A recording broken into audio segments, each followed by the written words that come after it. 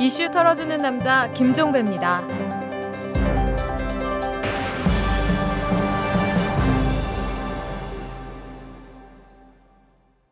여러분 안녕하십니까? 12월 3일 화요일에 보내드리는 이탈남입니다. 자, 오늘도 어김없이 SNS 한 뉴스로 문을 열도록 하겠습니다. 오마이뉴스의 박정호 기자 나오셨습니다. 어서 오십시오. 네, 안녕하세요. 네, 자 시작할까요? 네, 지난달 28일 열린 육군 17사단 신병교육대 수료식에서 훈련병들이 일제히 오른손을 들고 대적관 구호를 외쳤는데요. 네. 이 구호가 3대 세습 추종하는 종북 쓰레기 몰아내자, 다시 한번 도발하면 김과 앙저 끝장내자였다고 합니다. 오마이뉴스의 단독 보도로 알려진 사안인데요. 네네. 많은 SNS 이용자들이 믿기지가 않는다는 반응을 보였습니다. 한 트위터 이용자는 국민 여러분, 박근혜의 사병이 된 군대가 당신을 종북으로 몰고 있습니다. 소름이 돋는 일입니다. 라고 비판했고요. 네. 다른 이용자는 대한민국 국가안보를 책임져야 할 군대가 박근혜 대통령과 새누리당의 비판적인 국민을 상대로 전쟁을 벌일 생각인가요? 라고 꼬집었습니다. 네. 군대 가기 싫으신 분들 얼른 종북되세요. 절대 군대 못 갑니다. 라는 주장과 네. 군대가 우미나 교육 천병 역할? 이러면 군대 못 보낸다. 라는 의견도 있었습니다. 네. 군대에서 이런 구호를 외치겠다. 네. 알겠습니다. 자, 다음 소식 넘어가죠. 네. 어제 박근혜 대통령이 황찬현 감사원장과 김진태 검찰총장 그리고 문영표 보건복지부 장관 임명을 강행했는데요. 야당은 예상대로 거세게 반발했고요. 특히 이 임명 발표 시각이 전국 정상화를 위한 여야 사자회담이 열리고 있던 시간이라 SNS 공간에서는 비판의 목소리가 더 컸습니다. 네. 한 트위터 이용자는 자기 사전에 대화나 소통은 없고 제 갈 길만 가겠다는 것이죠. 정치는 실종되고 통치만 남은 셈입니다. 라고 지적했고요. 네. 다른 이용자는 세디스트 정권, 국민 괴롭히면서 쾌감 느끼는 듯이라고 비판했습니다. 네. 늘 속는 민주당 어찌하면 좋습니까? 라는 의견과 빈집털이 뒤통수 제대로 맞은 격이란 주장도 있었고요. 네. 황우여 대표는 정치권의 메시일까? 최전방에서 민주당 수비수를 현혹하여 박 대통령이 임명 강행이라는 꼴을 터뜨릴 수 있도록 공간을 마련해주는 정치권 최고의 가짜 공격수라고 꼬집는 트윗도 있었습니다. 메시는 진짜 공격수인데. 네, 그렇습니다. 자, 마지막 소식으로 넘어가죠. 네, 김태흠 새누리당 의원의 무기계약직 되면 툭하면 파업할 것이란 발언 이후 국회 청소 노동자 고용 문제가 논란이 되고 있는데요. 네. 어제 국회 청소 노동자들이 기자회견을 열어 용역회사가 12월 31일자 용역계약 만료에 따른 근로계약 해지 통보를 해왔다며 2011년 당시 박이태 국회의장의 직접 고용 약속을 국회가 지켜야 한다고 강조했습니다. 국회도 용약 쓰고 있습니까? 네, 그렇습니다. 예. 네, 한 트위터 이용자는 새누리당 의원들이 직접 채용 반대하면서 국회 사무처가 눈치 보고 있는 것 같아요. 노조가 생기니까 채용을 주저하는 것 같기도 합니다. 라고 주장했고요. 네. 다른 이용자는 국회 청소 노동자 정규직화가 진짜 민생입니다. 여야가 따로 있을 수 없습니다. 고 밝혔습니다. 네. 대한민국에서 노동자로 사는 게 서러운 거네요. 라는 의견과 이것이 정부 여당이 말하는 민생인가? 라는 지적이 있었습니다. 알겠습니다. 수고하셨습니다. 네, 고맙습니다. 분노와 절망의 시대, 우울증 치료제가 필요하세요? 정치 때문에 시민들이 웃는 그런 세상을 바라세요? 변화하는 서울과 서울 시민의 삶. 정치가 즐거울 수 있다는 희망의 증거를 만나보세요. 오연호가 묻고 박원순이 답하다. 정치의 즐거움 오마이북.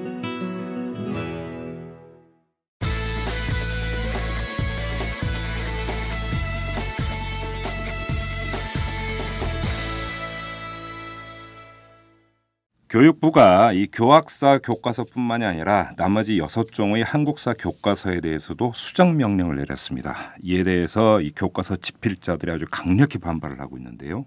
내일 소송을 낸다고 하죠. 자, 이 교과서 문제가 계속되고 있는데 오늘은 이 문제를 집중적으로 털어보도록 하겠습니다. 이 전화 연결할 분은 한국교과서 집필자 협의회, 줄여서 한필협이라고 부르는데요. 이 한필협의 공동대표를 맡고 있는 주진호 상명대 교수입니다. 여보세요. 네, 안녕하십니까. 예, 안녕하세요, 교수님. 일단 이거부터 좀 여쭤볼게요. 어떤 걸 수정하라고 교육부에서 요구를 한 겁니까? 어떤 기술 내용을 문제 삼은 겁니까? 교학사 거 빼고.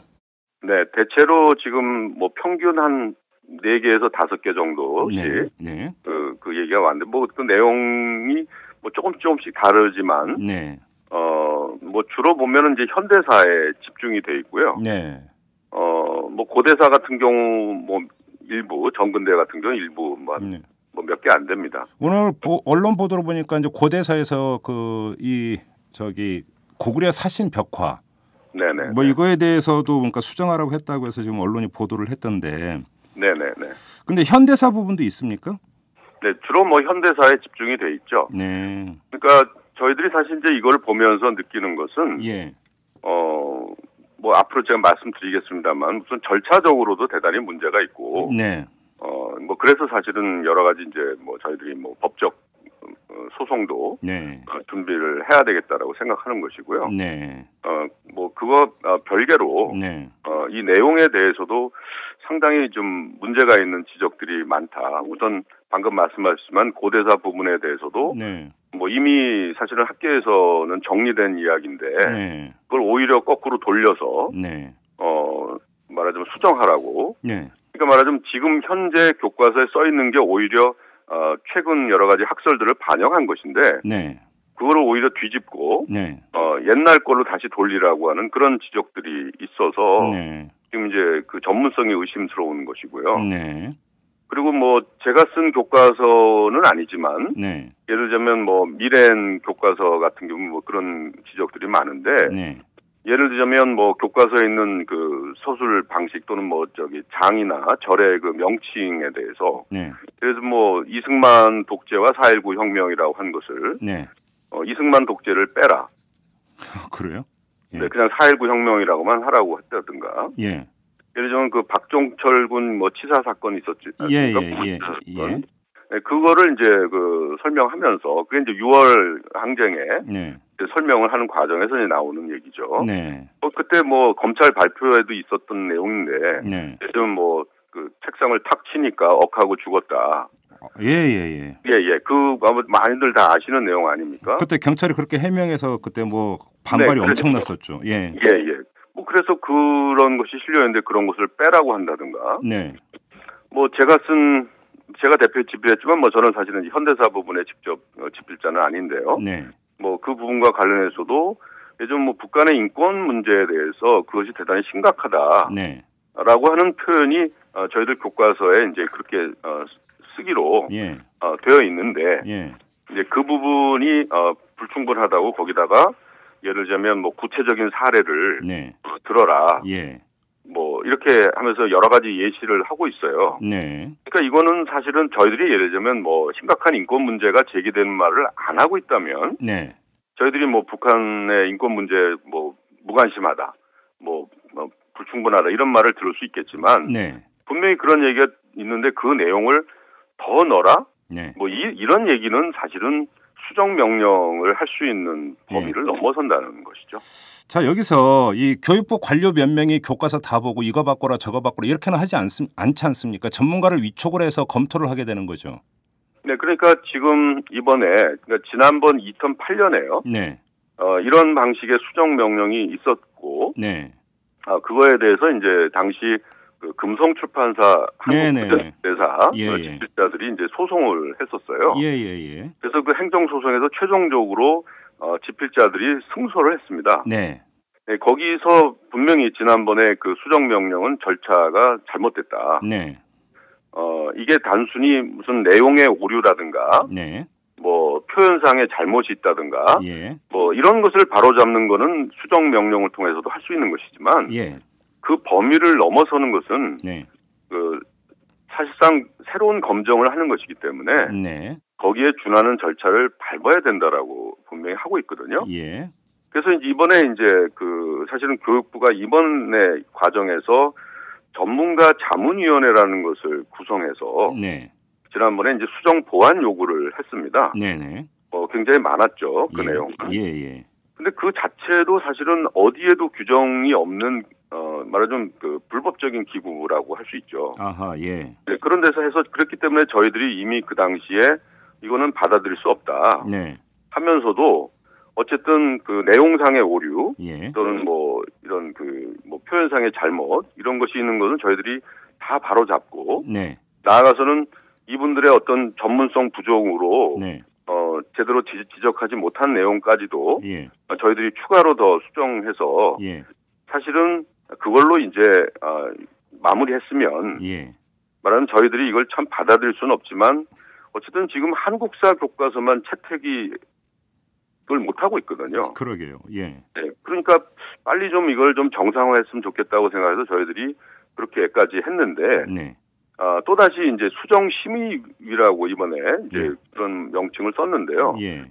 사실 어디에도 수정심의위라는 기구에 대한 그 규정이 없습니다. 이 둘 다 임의기구군요. 그러니까 한마디로. 네, 그렇습니다. 예. 거기다가 더 심각한 것은 예. 이들이 어떤 분들인지 네. 어떤 과정을 거쳐서 몇 번의 회의를 통해서 어떻게 이런 결론이 났는지를 전혀 공개하지 않고 있어요. 전문가 자문위원회나 수정심의위원회 위원들이 누구인지도 전혀 모르는 겁니까 지금? 그렇습니다. 전혀 공개하지 않겠대요. 어허. 예. 그러니까 이거는 지금 도대체 정부란 네. 누구보다도 법과 질서를 지키는 것을 바탕으로 하는 것인데 예. 이렇게 그야말로 그냥 자의적으로 네. 행정을 해도 되는 것인지 네. 저는 도저히 납득할 수가 없고 예. 그래서 말하자면 이것을 그냥 받아들일 수는 없다. 네. 이렇게 저희들이 이제 판단을 하고 있는 것이죠. 그럼 지금 제도상으로 명문화되어 있는 그 검정 과정이 네네. 지금 그 교수님 말씀대로는 전문가 자문위원회나 수정심의위원회의 검토를 거칠 이유가 없는 거잖아요. 법에 규정되어 있는 바에 따르면 임의기구니까. 그러면 그겁니다. 원래는 그냥 국사편찬위원회에서 검정을 하고 오케이 그러니까 통과 그러면 끝나는 겁니까? 원래 절차상으로는? 예, 그렇습니다. 그래요? 근데 이번에도 사실은 이런 거죠. 네. 사실은 검정을 하는데 한 예. 8개월 가까이 걸렸습니다. 8개월까지 걸렸음에도 불구하고 네. 올해 이렇게 뜨거운 논란이 있었지 않습니까? 네네. 그러면서 이제 예를 들면 교학사 교과서가 어떻게 검정을 통과했냐를 부터 시작해서 그렇죠. 그렇죠. 사실은 거기서부터 문제가 시작된 건데 네. 엉뚱하게 지금 이거를 다른 교과서에게 이제 전가를 해서 예. 뭐 이 기회에 이제 우리 입맛에 맞는 교과서를 만들겠다라고 하는 네.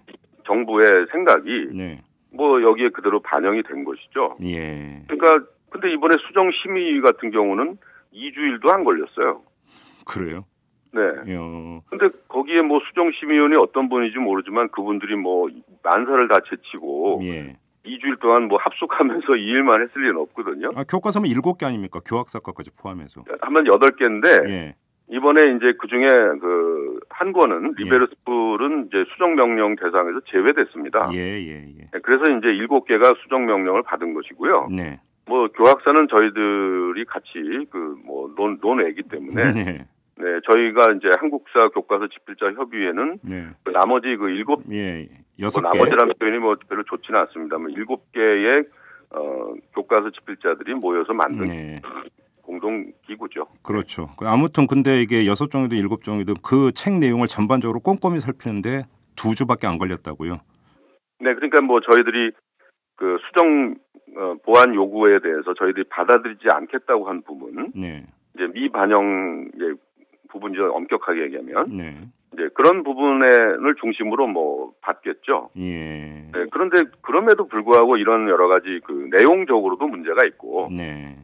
과연 얼마나 전문성을 갖고 있는 분들이 그리고 얼마나 나름대로 그 전문성과 어떤 객관적인 중립성을 갖고 있는 분들이 했는지 뭐 그랬다면 왜 저걸 밝히지 못하고 있는 건지 그러게 말입니다. 그거를 도저히 이해할 수가 없습니다. 아니 뭐 예를 들어서 인용 출처가 누가 보더라도 명백히 잘못됐다거나 그 사실 네네. 기술이 잘못됐다면 그것은 수정을 해야 되는 거죠. 당연히. 네, 그렇습니다. 네. 그런데 지금 이거는 자 그럼 이제 검정제도 얘기로 넘어가야 되는데 검정의 기본 틀은 그런 아주 기초적이고 기본적인 것들이 지켜진다고 한다면 그 내용에 있어서의 어떤 그 자율성이라고 해야 될까요? 이런 것들은 보장이 되는 것 아닙니까? 네, 그렇습니다. 그러니까 그냥 검정이란 네. 사실은 이제 그 교과서 집필자들이 네. 자기들이 쓰고 싶은 대로 써서 책을 출판해서 교육회사에 쓰는 게 아니거든요. 이거 써서 분명히 그 검정 절차를 밟아서 네. 거기서 합격을 받았기 때문에 쓰는 겁니다. 그렇죠. 교과서로. 예. 근데 이게 나중에 문제가 되면 교과서 집필자들한테 다 그 책임을 전가해요. 네. 말하자면 검정 과정에서 만약에 그렇게 문제가 있었으면 네. 그때 지적하면 되는 거죠. 검정 과정이 부실하다라는 것좀 뭐 자인밖에 안 되는 거죠. 그렇게 되면. 네, 그렇습니다. 그런데 아무도 책임지는 사람이 없습니다. 네. 그러고 난 다음에 뭐 교과서가 예를 들면 일부 언론이나 일부 단체가 네. 뭐 어디가 마음에 안 들고 뭐가 문제가 있다고 그러면 그 집필자들이 잘못한 걸로 다 이제 하고 그래서 이제 말하자면 마치 우리나라에서는 교과서만 쓰면 그냥 좌편향 뭐 역사학자 교사가 돼버리는 이런 네. 웃지 못하는 예. 이런 현실이 되고 말았죠. 그러다 네. 보니까 정말 이 교과서를 내가 왜 이렇게 쓰기 시작했나 정말 후회하는 분들이 정말 많습니다. 내일 그 소송 들어갑니까? 네, 내일 제출할 예정입니다. 그러면 지금 일단 효력장제 가처분 신청이 일단 가장 급한 거고요. 그다음에 네, 수정 그것과 이제 행정 소송도 같이. 그렇죠. 수정 명령제 취소 소송 들어가고. 네, 소송. 네. 그다음에 또 아까 이제 언급하셨던 전문가 위원회하고 이 전문가 자문위원회하고 수정심의위원회 도대체 누구냐 정보 공개하라 이 소송 이 세 가지가 되는 겁니까? 네, 지난번에도 예. 사실은 2008년에 그 전문가 협의회라는 거를 만들어서 했거든요. 그걸. 네. 그래서 전문가 협의회 명단 공개하라고 하는데 안 해서 네. 그때도 정보 공개 청구 소송을 그 금성출판사 필자들이 하셨어요. 예. 그래서 거기서 승소해 갖고 명단을 받았거든요. 몇 명이나 누구예요? 몇 명이었어요? 예. 보니까 그 중에 역사학자라고 할 수 있는 사람은 뭐 2사람 있는데 그래요? 네. 그 중에 한 사람은 그나마 뉴라이트 쪽에 예. 그쪽에서 지금 열심히 활동하는 지금 말하자면 그 교학사 교과서 예, 만드는 그랑 같이 활동하는 사람 역사학자예요. 그래요? 그러니 그걸 뒤늦게 안 거죠. 네. 그때는 공개 안 하고. 예. 도대체 그걸 어떻게 객관적이고 전문적인 거라고 우리가 인정할 수가 있냐는 거죠. 그러게요. 사실 저희가 지난번에 이제 수정 보완 요구에 대해서 네. 자체 수정이라고 해서 이제 내면서 네. 저희들이 그랬습니다. 만약 저희들이 반영하지 못하게 저건 인정할 수 없다라고 한 부분에 대해서 만약에 역사학계와 교육부 네. 그리고 일자들 간의 어떤 그 협의를 통해서 만약에 저희들이 잘못이라고 한다면 얼마든지 고치겠다. 네. 했는데 전혀 듣지 않았고요. 네. 이번 수정심의위원회를 구성할 때도 역사학의 대표적인 단체한테는 공문도 보내지 않았습니다. 추천해달라고. 그래요? 그래놓고 잔뜩 470개 단체에 보냈다는데 그 중에 천연 좀 어떻게 보면 굉장히 이름도 처음 들어보는 네. 이런 어떤 단체들은 잔뜩 그 안에 있던데 네. 막상 정말 보내야 했었던 네. 한국사 연구의 어떤 대표적인 학회들 네. 이런 데다가는 저는 보내지 않았습니다. 그러니까 이거를 도대체 어떻게 신뢰할 수 있는가? 네. 왜 이렇게 교육부가 스스로 신뢰할 수 없는 행정을 하고 있는가? 네. 참 안타깝습니다. 이게 학교 현장 입장에서 보면은 지금 빨리 그 결정이 돼가지고 교과서 선택에 들어가야 되는 거 아닙니까? 그렇죠. 지금 사실은 이미 교육부가 그걸 지금 말하자면 법을 어기고 있는 거거든요. 그러니까요. 거기 규정에 보면 분명히 6개월 이전에 채택이 완료되도록 되어 있습니다. 주문을 완료하도록. 예. 근데 지금 이제 새 학기 시작하려면은 3달도 그렇죠. 안 남았는데 예. 그렇다면 빨리 교육부가 이것을 정상화해서 네. 이거를 진행할 생각은 하지 않고 예. 이렇게 재량권을 남용해서 몰고 가면서 예. 세상에 지난 금요일 날 수정명령이라는 것을 발표하면서 처음에 월요일 날까지 제출하라고 했어요. 그 결과를. 무슨 교과서를 그렇게 무슨 하루아침에 무슨 회사 보고서도 아니고 이게 뭡니까? 이게 도저히 이거는 좀 저희들이 사실은 예. 어느 누구가 저도 사실은 난생 처음으로 이렇게 법원에다가 무슨 소장을 내보는데요. 예. 저도 이제 50대 후반입니다만 네. 저희들이 그럴 이유가 뭐가 있겠습니까? 그러게요. 그런데 이 절차 이거를 만약에 저희들이 그냥 수수방관하고 만약에 받아들인다면 네. 앞으로 우리나라의 교과서 제도는 더 이상 검정 제도라고 할 수가 없습니다. 네. 국정이나 다름없는 거죠. 그렇죠. 따라주면 검정을 통과해도 정부 관료가 네. 마음에 안 들면 예. 또 이런 절차를 통해서 또 이래라 이렇게 바꿔라 저렇게 바꿔라 한다면 네. 그게 무슨 검정 제도냐. 그렇죠. 그렇기 때문에 저희는 사실은 이번 수정 명령의 내용이 어떠냐의 여부와 관계없이 네. 이 절차를 분명히 한번 좀 법적으로 따져봐야 되겠다. 그렇죠. 예. 물론 교육부가 정상적인 과정을 거쳤다고 판결 날 수도 있겠죠. 그렇다면 저희들이 받아들일 수밖에 없을 것이고. 네. 아무리 저희들이 갖고 있는 상식과 법이 괴리가 있다면 어쨌든 받아들여야 되겠죠. 법이니까. 네. 하지만 저희들이 지금 판단하기로는 네. 이거는 분명히 재량권 허용에 네. 그 범위를 분명히 넘어섰다. 예. 그건 잘못된 절차이기 때문에 예. 그 교과서 검정 제도의 취지를 살리기 위해서라도 네. 이거는 좀 희생이 되더라도 네. 이거는 좀 문제 제기를 법적으로 해야 되겠다 이렇게 생각을 하는 겁니다. 자, 이게 이제 법원에서도 이게 지금 시일이 촉박하다는 걸 뭐 당연히 알고 있을 테니까, 그러니까 이 가처분 신청부터 결정을 하지 않겠습니까? 당연히. 예, 그렇겠죠. 근데 만약에 이제 가처분 신청을 받아들인다 법원에서 이렇게 전제를 하면 수장 네. 없이 그냥 곧바로 이제 학교 현장에서 채택 이런 절차에 들어갈 수 있는 겁니까? 그 부분은 뭐 지금 법적으로 더 좀 확인을 좀 해봐야 되는 건데요. 네. 지금 어쨌든 이 수정 명령이 잘못됐다라고 하는 것이 그렇게 판결이 나면 네. 사실은 이제 이 수정 명령에 의해서 수정한 예. 그 결과는 사실은 원천 무효가 되는 거 그렇죠. 아니겠습니까? 그렇죠. 예. 네, 그렇다면은 뭐 그 이전 상태로 돌아갈 수밖에 없는 거겠죠. 네. 네. 알겠습니다. 지금 아무래도 이제 분기점은 이 가처분 신청에 대한 법원의 결정, 이게 아마 좀 분기점이 될 것 같은데요. 그건 좀 어차피 네네. 지켜봐야 될 것 같고요. 좀 근본적인 질문 하나만 좀 그 마무리해서 좀 드리도록 하겠습니다. 이 역사 교과서 문제, 네. 나아가서 역사 인식의 문제가 지금 어떤 이념 투쟁의 대리전 양상으로 지금 전개가 되고 있습니다. 역사학자로서 이런 현상을 어떻게 받아들이십니까? 저희는 참 안타깝고 바람직하지 않다고 보이는데요. 네. 사실은 뭐 역사 교과서를 처음에 집필한 사람들이 뭐 어떤 뭐 이념적인 정치적인 입장을 가지고 쓴 사람은 저는 없다고 생각합니다. 저부터도. 예. 그야말로 뭐 좀 좋은 교과서를 검인정 제도 하에서 만들어 보자고 뭐 참여했던 건데 네. 이것을 가지고 자신들의 어떤 정치적 이념적인 입장과 맞지 않는다고 그래서 네.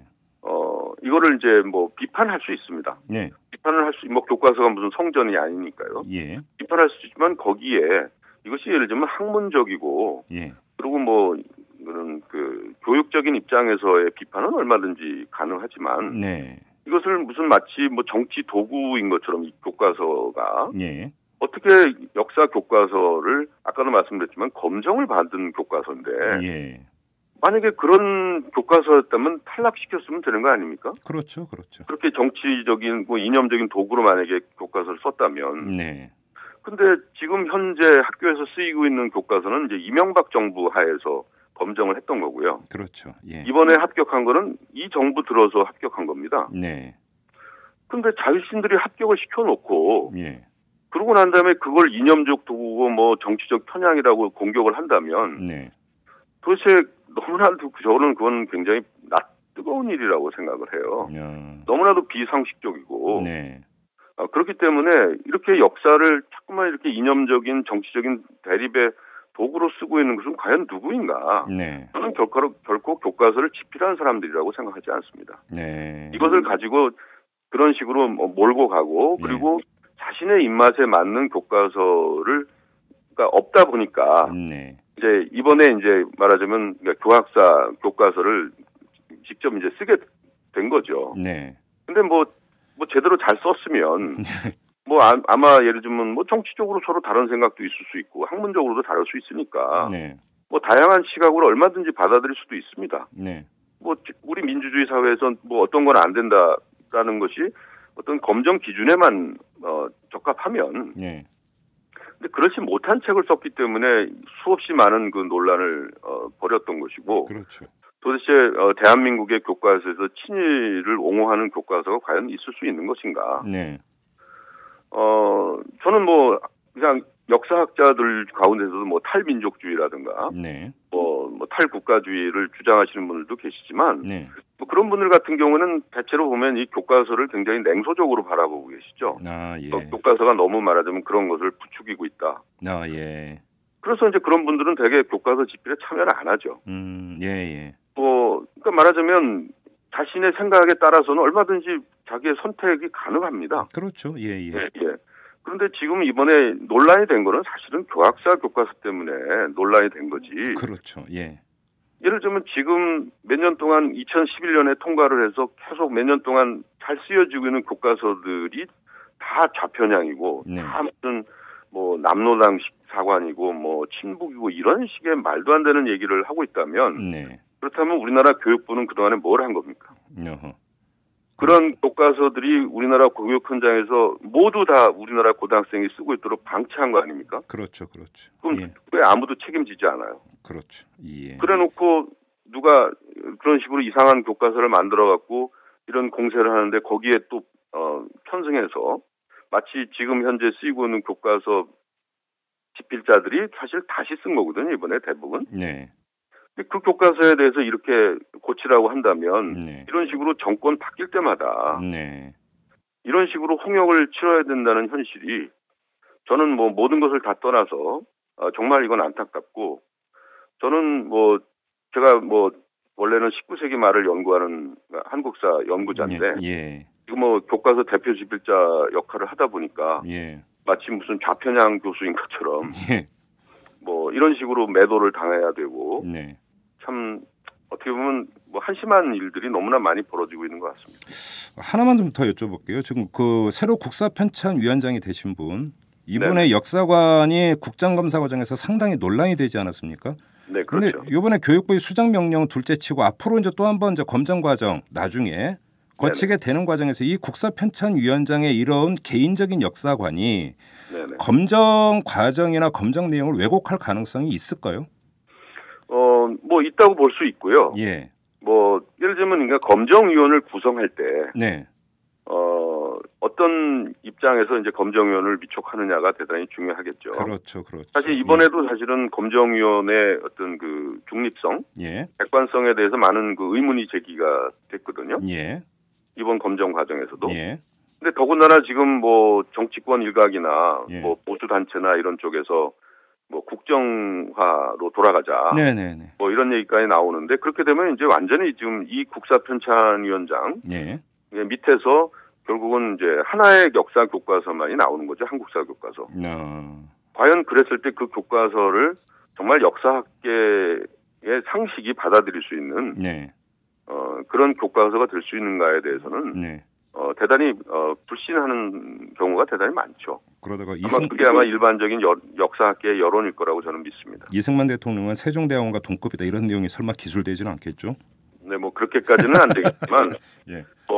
정말 그 바람직하지 않은 그런 결과가 오지 않기를 바랄 뿐입니다. 알겠습니다. 자, 교수님 말씀 여기까지 듣겠습니다. 고맙습니다. 네. 예, 감사합니다. 네. 숨어있는 이면의 진실을 털어드립니다. 이슈 털어주는 남자 김종배입니다.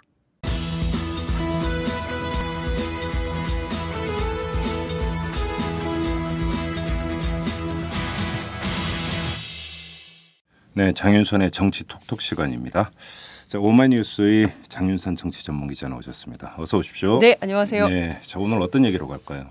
오늘 얘기는 아무래도 화제가 된 인물에 대해서 얘기를 해야 되지 않을까 싶어요. 바로 지난주부터 연일 작심 발언 내지는 폭탄 발언을 쏟아내고 있는 문재인 의원에 대해서 그는 왜 대선 1년이 지난 시점에 왜 이렇게 센 발언을 연일 하는 것일까에 대한 얘기를 좀 해보면 어떨까 싶은데요.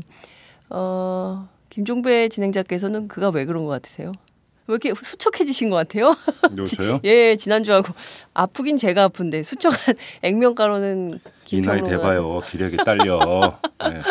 거기다 특히 이 그 기온의 영향을 많이 받아요. 이 나이가 되면. 그 안개가 많이 꼈더라고요. 아침에 오는데. 죄송하지만 이 방송 들으시는 저보다 연장 잡기는 죄송하고 아무튼 책 나온다면서요? 네. 책이 나오고 12월 14일이죠. 서울 코엑스에서 북콘서트가 예정이 돼 있습니다. 예.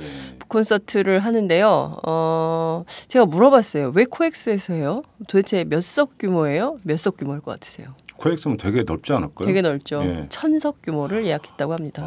그래요? 1000석 규모의 사람들이 다 찰까요? 안 찰까요? 아니, 저는 그거보다 더 중요한 게 예. 1000석이 다 차면 네. 기본 1000부는 나가네. 역시 이 생계형. 그렇죠. 이야. 자, 이 숨길 수가 없어요. 네, 예. 예, 여하튼 1000부죠.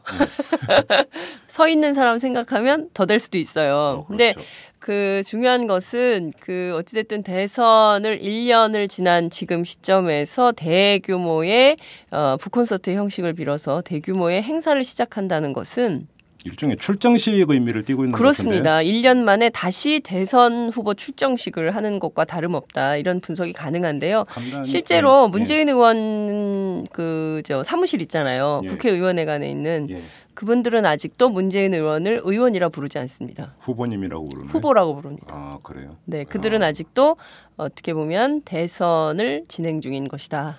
이렇게 볼 수도 있겠죠. 그러면 간단히 정리를 하면 대선 이후에 좀 그 낮은 자세로 있었던 친노가 네. 본격적으로 이제 전면에 나선다. 네. 이렇게 해석을 하면 되는 겁니까? 친노라고 또 딱 규정하기도 어려워요. 그러니까 친문이라고 하면 더 낫겠죠. 그러니까 뭐냐면 친노가 사실 2009년 노무현 대통령 서거 이후에 상당히 많은 분화와 갈등과 내적의 이런 여러 가지 다양한 일들을 겪지 않습니까? 사실 국회 안에는 친노를 큰 틀에서 보면 친노 아닌 사람이 어디 있겠냐 뭐 이렇게 얘기하겠습니다만 조금 더 미시적으로 접근을 해보면 친문재인, 친이해찬으로 또 구분을 해볼 수가 있어요. 너무 또 분파주의적 입장이다 이렇게 할 수도 있겠습니다만 사실 그 지난해 대선 직전에 그 이해찬 전 총리와 박지원 원내대표가 했던 이른바 당권과 서로 나눠서 했었지 않습니까? 갑자기 그 단어가 생각이 안 나는데 여하튼 문제가 됐었던 것처럼 이제 그 뒤로 이제 여러 가지 막 일이 있었어요. 그러면서 사실 세력화가 또 약간 나뉘어진 편이고 또 문재인 의원 측이 또 막 다양하게 의견을 고루 듣거나 뭐 이런 건 아닌 것 같아요. 그러니까 결정적인 순간에는 부산 지역에 그 젊은 정치인들 그리고 또 노무현 정부 때 있었던 젊은 정치인들과 청와대 출신들 정치인들과 긴밀한 협의를 하고 있는 걸로 알려져 있거든요. 그러니까 사실 국회 안에서 뭐 여러 가지 전반적으로 다 합쳐갖고 하기는 어렵고 어쨌든 문재인 의원 측이 움직이기 시작했다 이렇게 볼 수가 있을 것 같은데요. 관련해서 문재인 의원 측은 또 뭐 이게 정치적 행보냐 이것은 지난해 있었던 12월 19일 대통령 선거에 대해서 마침표를 찍고 새로운 출발을 도약하자는 그런 취지의 행동인 것이다. 이것이 뭐 2017년 대선을 본격화한 시그널이다. 이렇게 보기는 어려운 것이다. 이렇게 얘기를 하기도 하죠. 그래요? 네. 그러니까 그 마침표를 찍는다. 네. 그 책 출간을 기점으로 해서. 네. 그러니까 지난 대선에 대해서 정확하게 평가를 하고 뭘 잘못했고 또 그 과정에서 있었던 문제는 무엇이었고 또 이런 문제들이나 과오를 딛고 예컨대 이후에 2017년 대선을 어떻게 준비해야 되느냐 이런 거에 대한 정치인 문재인의 고민이 녹아 있다. 이렇게 표현을 하더군요. 지난 대선에 마침표를 찍는다고 하면 좀 선뜻 납득이 안 가는 게 지금 국정원을 비롯한 국가기관의 대선 공작. 네. 여파가 계속되고 있지 않습니까? 네. 그러니까 이 상황에서 마침표를 찍을래야 찍을 수가 없는 거잖아요. 정치적 상황과 환경이라고 하는 게. 그렇죠. 솔직히 말씀을 드리자면 지난 대선이 끝났나? 라는 데 의구심을 가진 청취자들이 꽤 많으실 것 같아요. 왜냐하면 어찌 보면 저는 지금 제가 지난번에도 한번 말씀드린 적이 있지만 작년 대통령 선거 할 때만큼 바빠요. 정치부 기자들이. 왜냐하면 자고 나면 계속 새로운 뉴스가 오늘도 뭐 청와대 행정관 문자 메시지 얘기가 또 나왔던데 그러니까 그 지난 대선의 결과가 아직도 깨끗하게 클리어하게 명쾌하게 해결되지 못한 차원에서 1년을 지나오고 있는 거거든요. 이제 벌써 12월 오늘이 3일이니까 벌써 한 보름 뒤면은 작년 12월 19일 대선으로 돌아가는 거 아닙니까? 그런 차원에서 따지고 보자면 사실 여전히 1년이 지났지만 이것을 제대로 청산조차 못하고 있는 미완의 과제로 남아있는 이런 상황인 것이죠. 그러고 보면 사실 국정원 대선 개입으로 촉발된 국가기관의 총체적인 그 대선 개입 의혹 사건 더 나아가서는 지난주에도 우리가 함께 얘기를 했습니다만 민주주의 기반을 허무는 문제들 이런 것들에 대해서 문재인 의원이 더는 묵과하기 어렵다라고 판단을 한 것으로 저는 보여요. 그러니까 무슨 얘기냐면 그동안은 대선 패배의 책임도 있고 또 안철수 의원과의 관계도 있고 또 과하게 지난 대선에서 패한 후보가 이런 문제들에 대해서 세게 어필하는 것이 자칫 승복하지 않는 것으로 비춰질 수 있기 때문에 최대한 자제하겠다라는 태도를 보여왔어요. 그런데 1년이 지나가는 지금 이 마당에 그 문제에 대해서 참고 견디고 뭐 그 문제에 대해서 발언을 삼가하거나 이럴 필요는 없다 이런 판단을 내린 것 같고요. 또 다른 측면에서 보자면 김한길 지도부가 적극적으로 잘 싸우고 있다고 판단하면 이렇게 또 이런 얘기를 안 할 수도 있겠죠.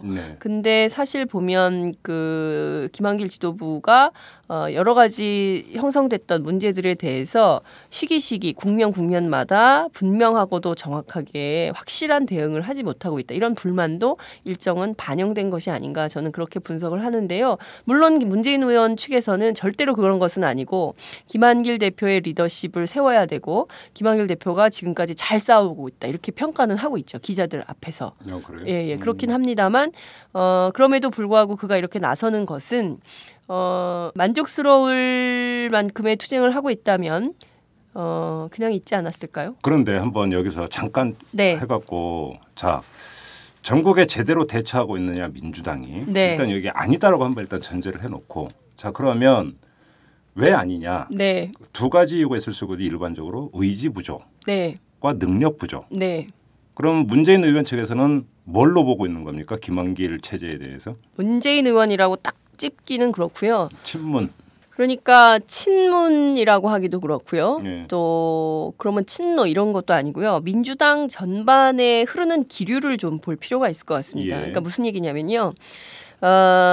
지금 보면 사실 지난주 목요일에 있었던 사건은 우리가 주목할 필요가 있어요. 뭐냐면 황찬현 감사원장 임명 동의가 훅 하셨잖아요. 예. 새누리당에서. 근데 예. 이때 굉장히 무기력하게 민주당이 대응했거든요. 네. 그리고 이제 그 전병헌 대표가 그 이튿날 의원총회 자리에서 이런 고백을 했어요. 자기도 몰랐다. 너무 멘붕이어서 밤새 한숨도 못 잤다. 이런 얘기를 했는데 그 얘기를 들은 민주당 의원들 사이에서는 피식피식 웃음이 나와요. 무슨 얘기냐면 의지가 있냐는 거죠. 그렇습니다. 네, 그리고 과연 지금 이 국면에서 사실 전병헌 대표 리더십이 상당히 많이 실종이 됐어요. 민주당 의원들 사이에서 만나보면 적당히 짬짬이하고 있는 것은 아니냐 새누리당과. 겉으로는 싸우는 척하면서. 그렇죠. 속으로는 내고도 하고 말이죠. 예. 그리고 이제 그거에 대해서 굉장히 울분을 토하고 있는 사람이 바로 은수미 의원이에요. 네네. 네, 은수미 의원 같은 경우에는 뭔가 자기가 정말 열정을 가지고 열심히 해보려고 하는데 뒤돌아서고 나면 이상한 결정이 내려져서 내가 이것을 어떻게 받아들여야 되는지 뭐 이렇게 사석에서 만나면 상당한 고심도 토로하고 막 이러는 편인데 무슨 얘기냐면 전반적으로 저는 지금 진행되고 있는 이 사자회담 있지 않습니까? 특위 특검 그다음에 이제 법안과 예산을 걸고 이른바 빅딜설이 나돌고 있는데요. 뭐 이거를 이제 빅딜로 해서 바꿀 가능성 박근혜 대통령이 받을 리도 없지만 제가 이제 새누리당이라고 하지 않고 박근혜 대통령이라고 하고 있습니다, 여러분. 받을 리도 없지만 실제로 그렇게 바꾼다고 해서 그러면 민주당이 실효적 그러니까 국민적 이익을 거둘 수 있는 것이냐 또 그것도 아닌 거거든요.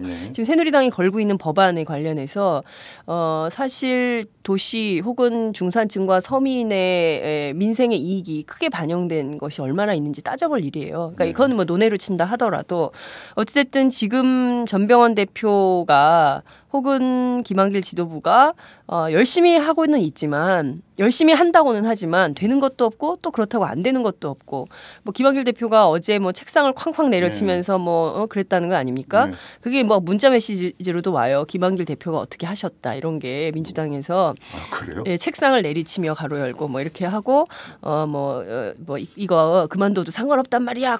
꽝 이랬다는 거 아닙니까? 그것도 여기 치지 마요. 예. 네, 여하튼 네, 그런 것이 그러면 그 이튿날 뭔가가 나와야 되는데 사실 그렇지가 않은 거예요. 그렇지 그러면 않습니까? 흔히 하는 말로 쇼하고 있다는 겁니까? 방송에 부적합한 용어인 것 같아서요. 아니 쇼는 네. 그 비속어는 아니고 그러니까 그러면 바꿀게요. 생쇼하고 있다는 겁니까? 생쇼. 네. 그렇게 읽어야 되는 그렇게까지 하면은 저도 김한길 대표를 취재를 해야 되지 않습니까? 제가 그렇게까지 얘기하면 안 될 것 같고요. 말 줄임표로 그냥 하고 제가 왜 근데 이 질문을 드렸냐면 자, 문재인 의원이 이렇게 전면에 나서서 아주 강경 발언을 하고 있지 않습니까? 네. 그러면 당연히 문재인 의원 쪽으로 집중되게 돼 있어요. 그렇죠. 그렇죠. 예, 예. 그렇게 되면은 이른바 민주당의 공식 지도부는 뒷전으로 그렇죠. 밀리게 되어 있는 그래서 거죠. 어제 예. 김한길 대표가 네. 최고위원회에 하면서 상당히 불쾌한 감정을 드러냈어요. 문재인 그래요? 의원에 대해서 뭐라 그랬냐면 예. 당의 이익이 되는 방향으로 예. 발언하고 행동해야 된다 이런 얘기를 했어요. 무슨 예. 얘기냐면 예. 불편하다 이거죠. 네. 그러니까 지금 김한길 대표가 막 열심히 싸우고 있는데 왜 나서서 네. 그렇게 하느냐라고 해서 제가 어제 득달같이 문재인 의원실을 찾아갔죠. 예. 최고위원회가 끝나자마자. 예. 왜냐하면 어제 문재인 의원 오찬 간담회가 예정돼 있었어요. 그러니까 네, 지난 금요일 날은 반장단. 그러니까 여러분 국회에 출입하는 기자들이요. 이렇게 막 여러 레벨이 있습니다. 그러니까 정치부장들은 다 회사에서 앉아갖고 막 예. 하고 있고요. 예. 그 반장급이라는 사람들은 이제 소위 이제 선배 기자들에 해당하고요. 그렇죠. 그다음에 제일 신입 기자들, 그러니까 정치부에 이제 맛 온 기자들을 이제 말진 기자들이라고 합니다. 그래서 그렇죠. 말진 기자들끼리 말진 기자 모임을 하고요. 네. 또 반장들끼리 반장단 모임을 하고요. 네. 말진도 반장도 아닌 중간 사이에 낀 기자들이 있어요. 네. 이 사람들을 소위 잡진이라고 합니다. 그래서 잡진 모임을 또 하기도 하는데 네. 우리 어제는 이른바 잡진이었어요. 출입 기자들을 대상으로 한 오찬 간담회가 네, 네, 있었는데 네, 네. 여하튼 이제 그 오찬 간담회 이전에 그를 만나야 되잖아요. 네. 그래서 제가 막 찾아갔어요. 근데 이제 보좌관들이 방문을 안 열어주더라고요. 왜요? 뭐 좀 이따 나가셔야 되니까 좀 배려해달라 이런 예, 차원이었는데 바쁘다. 또 뭐 안면 몰수하고 들어갔고 또 그런 건 좀 그렇잖아요. 네, 예의도 아니고 네. 또 인터뷰도 저도 해야 되니까 네. 나중에. 그래서 일단 보좌관이랑 얘기를 좀 했는데요. 네. 이제 뭐 그렇게 그 김한길 지도부에서 김한길 대표가 세게 오늘 얘기했던데 어떻게 생각하세요? 이렇게 물었더니 예. 뭐 어쨌든 뭐 그 감당해야 될 일, 그분들은 이제 부산 사투리 쓰니까 감당해야 되는 거 아닙니까? 이렇게 얘기하더라고요. 그러니까 예. 무슨 얘기냐면 이러저러한 새누리당은 새누리당대로, 민주당 내부는 민주당 내부대로, 그리고 네. 또 그밖에 다른 뭐 보수단체 등등의 여러 가지 단체 공격이 있지만 네. 그런 공격에 주춤해서 발언이나 하고 싶은 얘기나 그리고 또 그 투쟁의 방향이나 이런 것들을 밝히지 않고 그냥 넘어가지는 않겠다. 이런 걸로 읽혔어요. 자, 중간 정리를 합시다. 그러면 자, 일단 단답형으로 한번 대답을 해줘보세요. 네. 자, 문재인 의원이 정치인이 책을 낸다라고 하는 것은 좀 인세 수입 좀 거두자 이런 차원은 아니잖아요. 뭐 해마다 하긴 하죠. 물론 정치인들이. 선거 전에 하긴 하는데 그건 논외를 네. 치고 문재인 의원이 그런 경우라고 볼 수는 그렇죠. 없고 예. 책 출간 그다음 어떤 내용의 책을 출간하는가에는 아주 그 상당한 정치적 메시지가 담겨 있다고 봐야 되는 거 아니겠습니까? 그렇죠. 예. 자, 책 출간을 해요.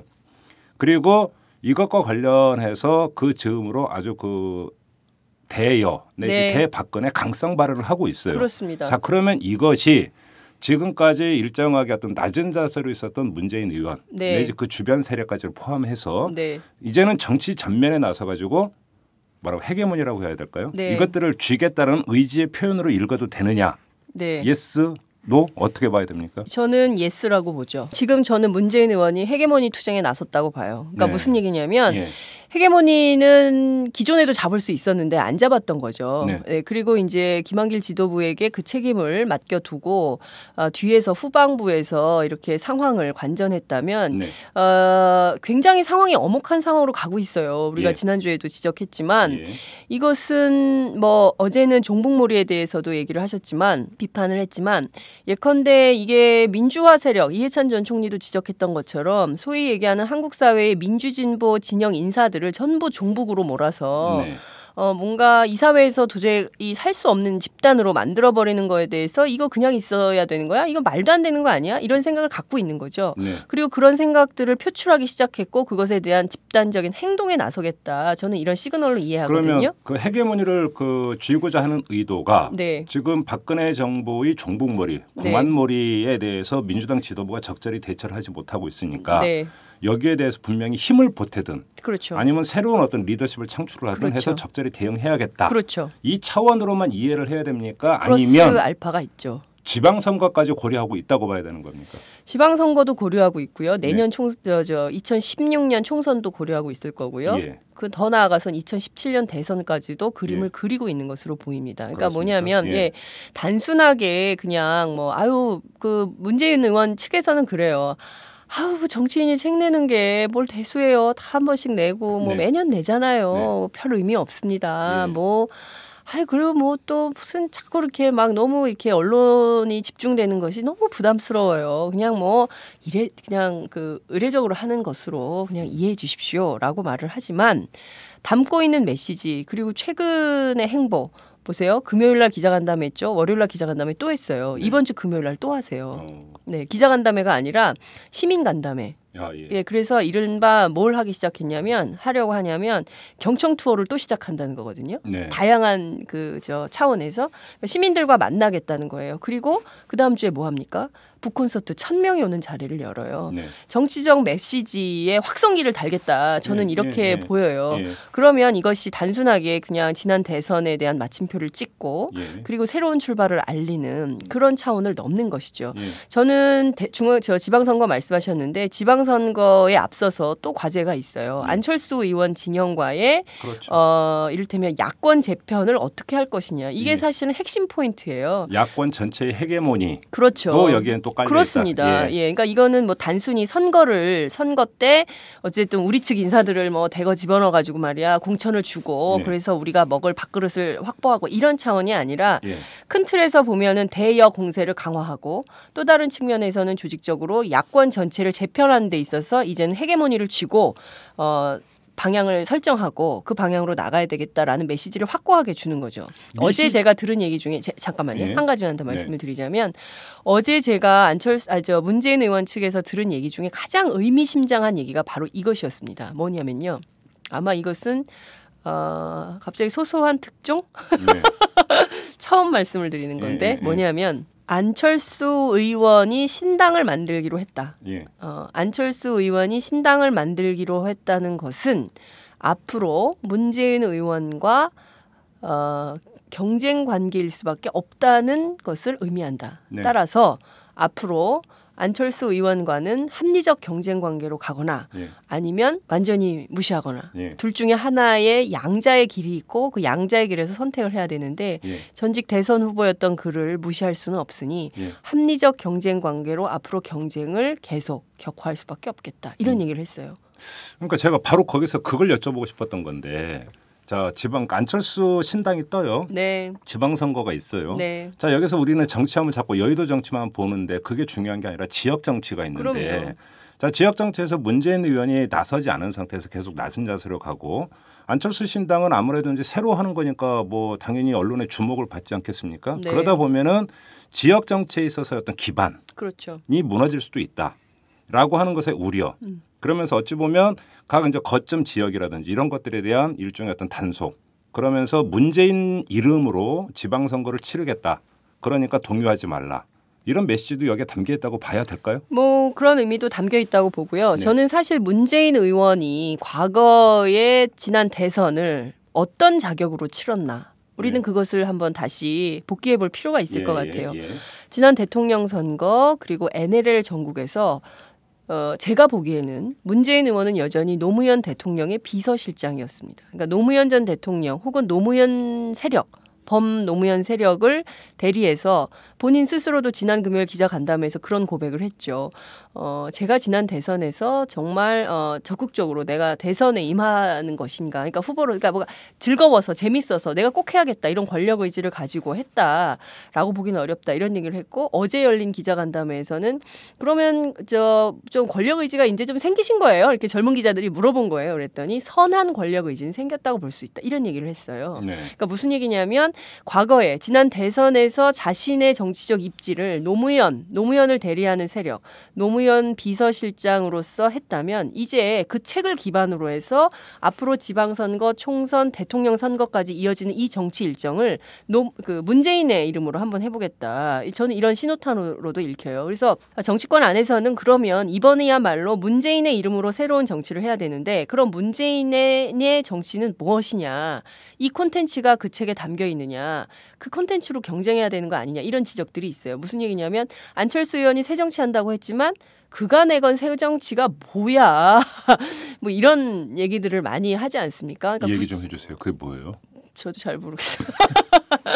근데 하여튼 좀 모호함에 전략적 모호성이라고도 얘기를 합니다만 전략적 모호성이라고 하기엔 너무 길죠. 그리고 이제 굉장히 담론 위주의 얘기를 뭐 정의, 평등, 복지 이런 거 싫어하는 사람 누가 있습니까? 근데 구체적으로 현실 정치 영역에서 그가 보여주는 태도는 잘 모르겠단 말이죠. 다들 이제 의문부호를 찍고 있고 이제 말의 정치가 아니라 행동의 정치로 옮겨야 된다. 네. 그렇게 해야 되는데 어제 바리스타 뭐 하셨더라고요. 근데 여하튼 이제 제가 보기에는 근데 이제 중요한 것은 그 정치인의 말과 행동은 굉장히 중요한 것인데 그에 걸맞는 그림을 이제 문재인 의원이 본격화하는 것으로 해석할 수 있다 이렇게 볼 수 있겠죠. 자 그러면 며칠 전에 기자간담회에서 이야기했던 2017년 대선과 관련한 발언. 네. 거기에는 상당한 어떤 그 의미가 담겨 있다. 네. 그냥 그대로 이해를 해도 상관없다. 네. 이렇게 보시는 겁니까? 저는 그렇게 봅니다. 근데 예. 그 민주당 안에서는 너무 좀 지금 막 국정원 문제 때문에 정신없이 싸우고 있는데 왜 또 2017년 대선 얘기는 하고 그래? 지금 그게 주요 쟁점은 일반적으로는 아니잖아. 2017년 대선이 아직도 4년이나 한참 남았는데 벌써 언급할 왜 필요가 벌써 있느냐? 얘기를 하고 그래? 그런 비판이 있어요. 예, 실제로 민주당의 이춘석 의원이나 네. 또 그러니까 이제 소위 얘기 친문으로 구분되는 의원들을 제외한 나머지 의원들은 왜 벌써부터 그래? 지금 주요 쟁점이 뭔데? 국정원 문제나 똑바로 하자고 메시지를 하지. 좀 메시지를 분명하고 간결하게 가져가야지. 왜 자꾸 뭐 그런 얘기? 그러면 지금 국면에서 그게 쟁점이 되겠어? 당연히 2017년 대권 시사 밝혔다. 이게 주요 뉴스로 가지. 네. 왜 그 뉴스로 가게 하냐. 이제 국정원 문제로 집중하도록 해야지라고 얘기를 하는 뭐 중진들도 있고 또 이제 뭐 재선급 의원들도 있고 초선 의원들도 있어요. 근데 어찌됐든 그래서 일부에서는 실수하셨네. 이런 얘기들이 나오기도 해요. 그럼 근데 실수입니까? 아니면 고도의 전략에 깔린 겁니까? 어떻게 보십니까? 저는 실수라고 생각하진 않아요. 그래요? 실수라고 생각하지 않고 고도의 전략이라기보다는 문재인 의원이 굉장히 솔직한 분이거든요. 그러니까 제가 보기에는 뭐 기자들과의 간담회 자리에서 당연히 뭐 한숨배 술도 돌았을 것이고 적당한 양의 소폭도 돌았을 것이고 그 과정에서 그냥 뭐 그런 얘기가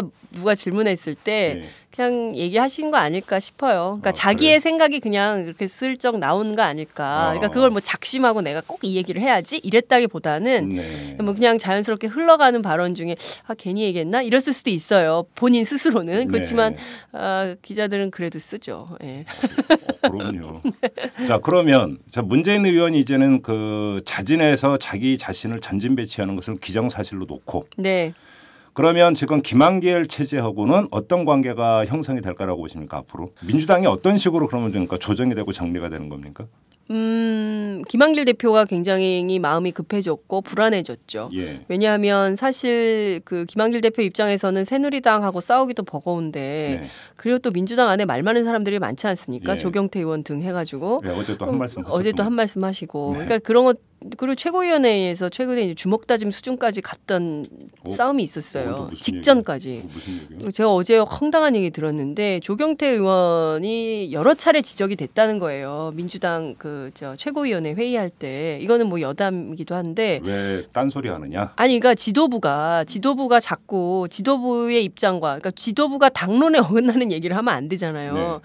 그럼 그 안에서 결정을 짓고 자기의 입장을 관철하든가 자기의 입장이 관철되지 않으면 지도부의 의견을 따르는 게 지도부 일원의 그 자세와 태도 아닙니까? 아니면 지도부를 관둬버리든가 그것도 아니면 지도부는 지도부인데 지도부와 다른 입장을 내는 이게 무슨 헌법재판소 소수 의견을 내는 것도 아니고 말이죠. 그런 거에 대해서 상당히 불편한 심기들이 내부에 있었어요. 근데 이제 최근에는 우원식 최고위원하고 상당히 격하게 붙었고요. 그 전에 뭐 신경민 최고, 뭐 박혜자 최고, 뭐 돌아가면서 한 번씩 여러분들 조경태 의원이 얼마나 돼 보이세요? 연배가? 그분이 학번으로 보면 86인가 그렇지 않습니까? 68년생이에요. 그렇죠. 근데 이제 대개 민주당 최고위원들 연배가 뭐 60 넘으신 분도 계시고 다 그렇죠. 50대 후반이 그렇거든요. 그런데 뭐 왜 그날의 쟁점은 왜 반말하냐 이거 갖고 싸우더라고요.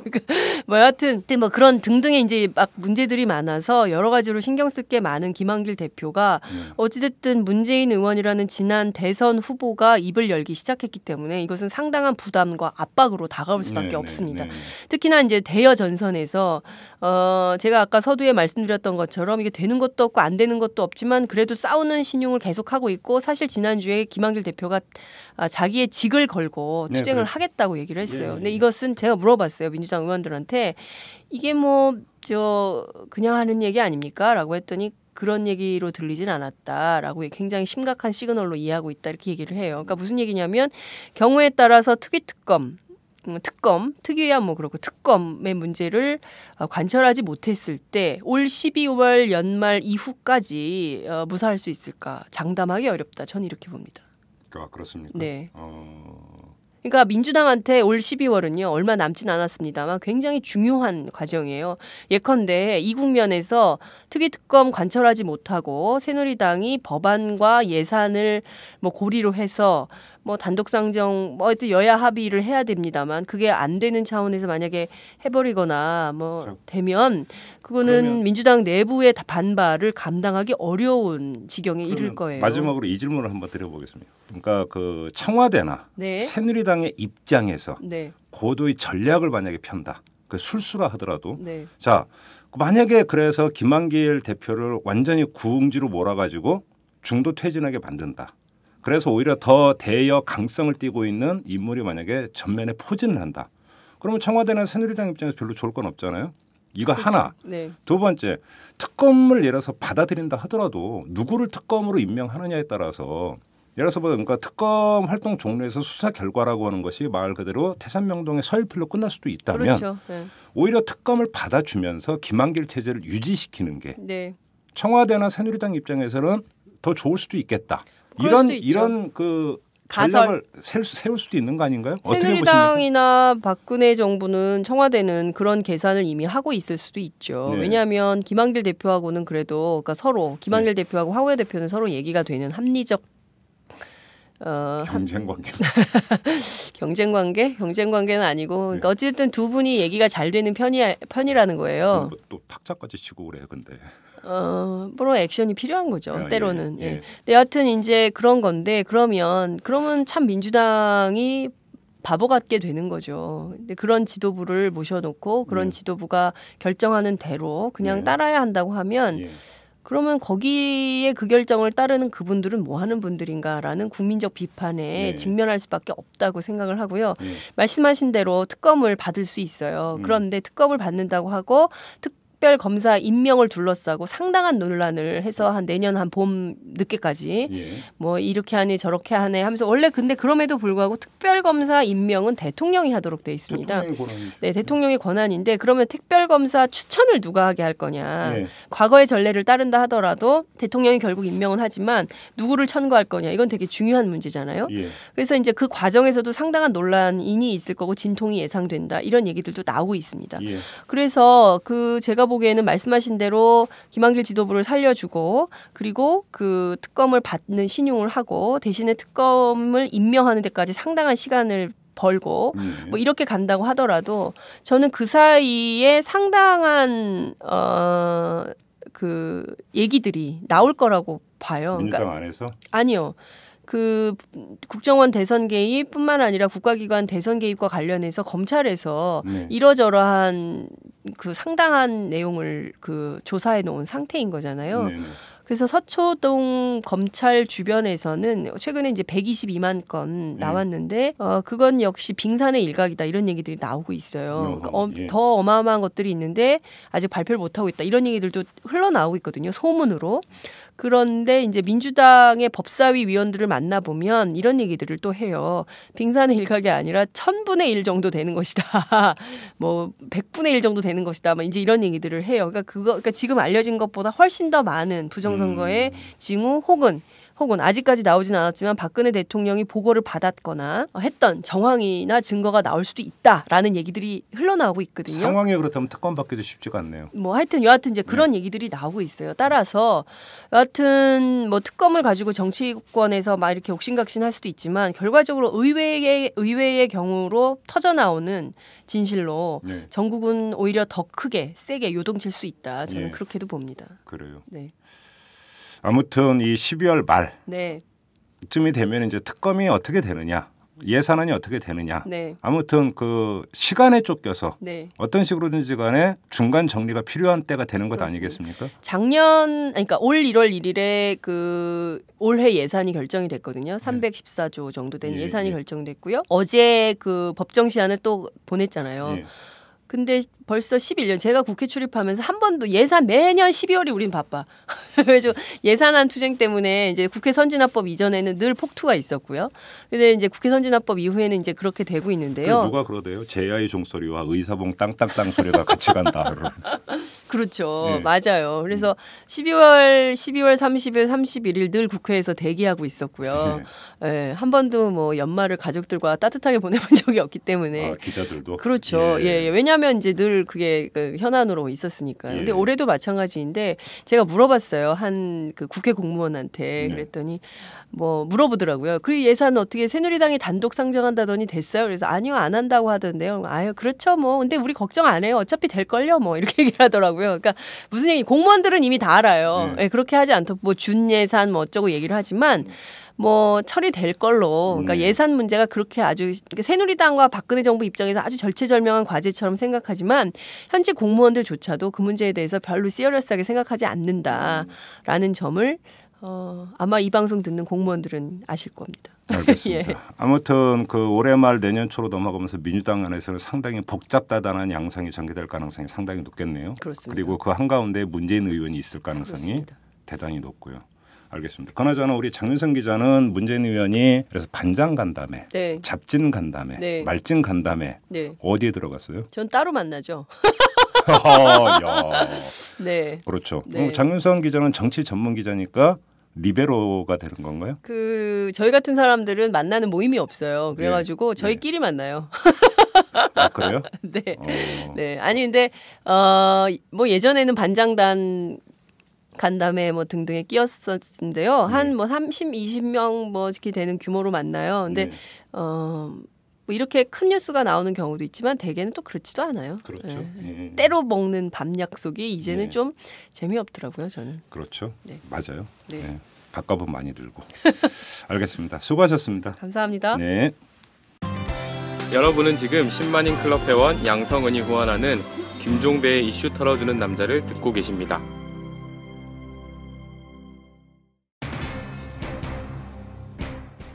네, 오늘 방송 여기서 모두 마무리하도록 하겠습니다. 저는 어김없이 내일 다시 찾아오도록 하겠습니다. 여러분 고맙습니다.